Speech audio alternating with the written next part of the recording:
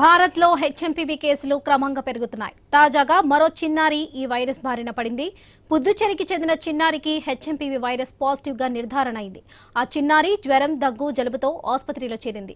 ఈ తాజా కేసుతో పుదుచ్చేరిలో హెచ్ఎంపీవీ కేసులు 3కు చేరాయి. గత వారం 3 ఏళ్ల చిన్నారి ఈ వైరస్ బారిన పడగా చికిత్స తర్వాత పూర్తిగా కోలుకొని డిశ్చార్జ్ అయింది. తాజా కేసుతో కలిపి భారత్లో హెచ్ఎంపీవీ కేసులు 18కి చేరాయి. ఇప్పటి వరకు చిన్నారులే వైరస్ బారిన పడ్డారు. గుజరాత్, మహారాష్ట్ర, కర్ణాటక, తమిళనాడు, యూపీ, రాజస్థాన్, బెంగాల్, అసోం రాష్ట్రాల్లోనూ పాజిటివ్ కేసులు నమోదవుతున్నాయి. హెచ్ఎంపీవీ కేసులు పెరుగుతుండటంతో కేంద్రం రాష్ట్రాలను అప్రమత్తం చేసింది. గుజరాత్లో ముందు జాగ్రత్త చర్యగా ఐసోలేషన్ కేంద్రాన్ని ఏర్పాటు చేశారు.